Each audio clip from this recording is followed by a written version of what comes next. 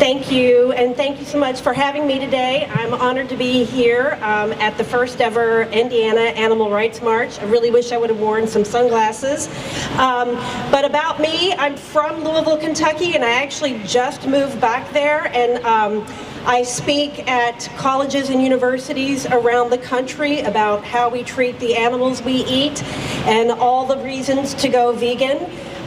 Using my story often in growing up in a Southern Baptist household and eating everything that crawled the earth and flew in the sky and, did not come from pot-smoking, tree-hugging liberal parents. I just moved from New York where I lived for a long time, and people are often surprised that I have these Southern Baptist Louisville, Kentucky roots, and that I am where I'm at today.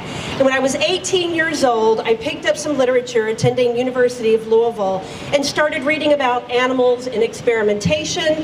I had lost my leg to cancer when I was 10 years old and began looking at all the different medications and treatments that were saving my life and how it had put an end to many lives of animals. I started thinking about the cosmetics. I started looking at experimentation for cosmetics, for medical research purposes, really started to think about my beloved trips to the Louisville Zoo, rodeos and circuses. For me, when I was a little girl and had cancer, I had a cat who was my constant companion for 18 years, actually.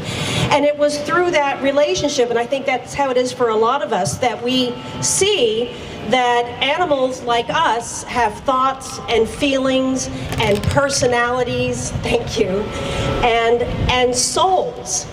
But it was finally looking at, when I was 18 years old and picking up some literature and looking at the plight of farm animals, that made me realize that no animal suffers worse than those animals who we rarely ever think about. They are abstractions. When we think about farm animals, if we think of them at all, they are these sort of abstract categories, farm animals. We don't think of them as being unique individuals with thoughts and feelings and likes and dislikes and best friends and love for their families. But it became very obvious to me after my first trip visiting a farm animal sanctuary that I had been wrong, and that animals in a farm sanctuary environment, they behave very much like our beloved cats and dogs when they have lost their fear of people, which can sometimes take a while. I'm the founder, my husband and I are the founders of Woodstock Farm Sanctuary. We started in 2004. Now other people are running the sanctuary, and I focus on a full-time lecture tour around the country. But, my goal is to speak to people who are not in the choir, because I think we focus on speaking to the choir a little too much, but I like to empower people, give them the tools to go out and be effective advocates for animals. Because believe me when I say I was an angry, soapbox preaching, vegan police, proselytizing, animal rights activist when I first got started, and I learned over the years that that's not an effective way to be. And the good thing is that a growing number of people are finally paying attention to and acting on this issue of animal rights. They are learning that all animals who are raised for food are terribly mistreated, and that eating animals is detrimental to our health and to the environment. It's only in the past few decades that some sympathetic awareness is taking hold, that people are beginning to look at this. Thank God for the undercover investigators at Mercy for Animals and for the people who are going in, and which is the hardest work to do. They're going in, and we finally have eyes inside these places. You think about the number of farm animals who are killed in the U.S. every year is more than the number of people on the planet. It's shocking. 10 billion land animals every year in the U.S. alone. Figures are talking about 60 to 65 billion now worldwide. I always use the statistic 56 billion. And these numbers don't even include sea life. Let's be clear, they're not seafood, They are sea life. They're not swimming carrots. They're also sentient beings. So, humans have created this hierarchy that's allowed us to normalize and justify the oppression of other animals. But when you stop and think critically about it, what gives us the right or the justification to exploit, to enslave, to use and abuse other living beings? We can't say it's always been that way. Well, that's what they're here for. I am tired of these lame excuses. We cannot say that just because we've always done this makes it right. We look at slavery, the subjugation of women, judicial torture, all those things. What will future generations think of as the monstrosities of our times? I know they will definitely look back at our treatment of non-human animals, remembering that we are animals. And for me, I'm an animal rights activist, but again, I focus on those animals who are raised and killed for food because they are the most exploited and abused beings on the planet and the most ignored. So we need to be their voices. We have got to be the agents of change of our times, revolutionaries for a different way of life. We are scorned by our family and friends. We are made to feel like we're freaks, that they don't want their views imposed on our views imposed on them. When we sit in front of television and we are met with a barrage of steamy burgers and lobsters on the grill, and they tell us not to shove our points of view down their throats. We're subjected to it every day. But it's coming together and being those agents of change and being the most effective voices for farm animals, for all animals who suffer at the hands of humans. That is our responsibility. It's an uncomfortable subject. It's difficult to talk to people about these issues when we've all been so deeply indoctrinated from a very early age to not even think about the fact that we're eating animals. Meat comes from the freezer. It arrives in front of us on a plate. It's wrapped in some plastic wrap at the grocery store, and it doesn't resemble an animal by any means.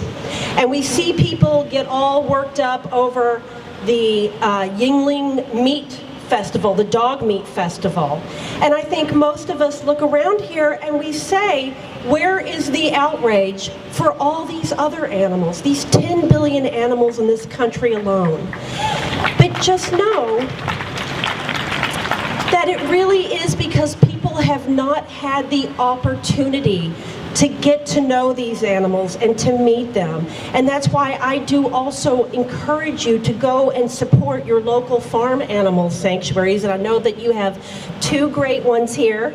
And to get involved, because once you get to know a cow, like for me, a young steer named Dylan who came to our sanctuary when he was just 5 days old, and I got to be a mother to him, and I've watched him grow, and you see these amazing interspecies relationships, and you get to know these animals. And again, we were all raised to think of farm animals as just, we like to look at the packaging on the eggs and on the cartons of milk, and these bucolic images of happy animals grazing on idyllic farms couldn't be further from the truth.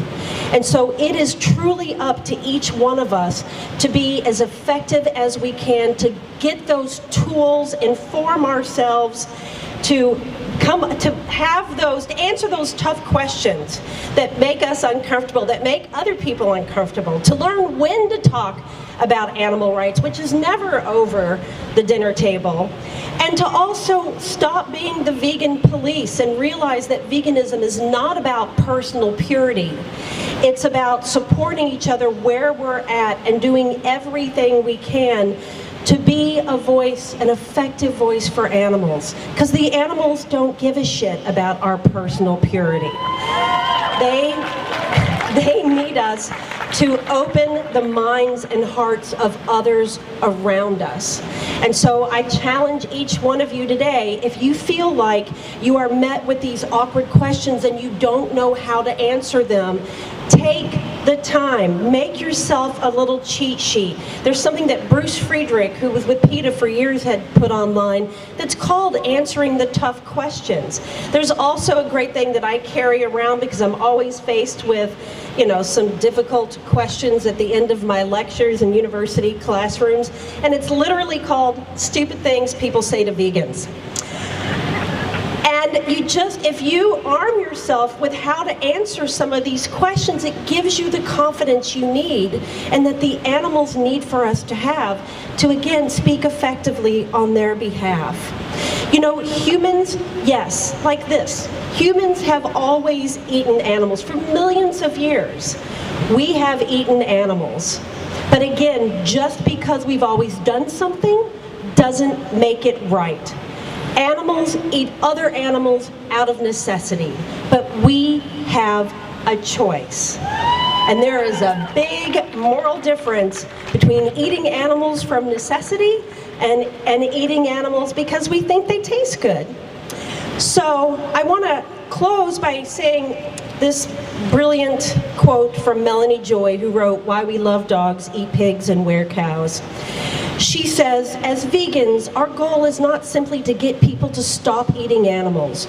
We aim to bring about a revolutionary shift in social consciousness to transform a culture of violence and oppression to one of nonviolence and liberation. Our goal is to catalyze a revolution to change the course of history. So as activists, it's not enough just to live vegan. We have to be a voice for these animals. We have to strike at the roots, which means not making things better, all these lame, misleading, humane labels. We need to remove animals from agriculture entirely. And there should be no wavering, no compromises. It's not about improving their lives. They are victims, and having victims is wrong. So striking at the roots and removing animals from agriculture entirely, that should always be our message. Thank you. If you are a university professor or know of a school who would like to have me come and talk, I'm thrilled that I am on a funded lecture tour and I will come and lay some truth bombs on those students. And my website is speakerjennybrown.com. Thank you so much for having me.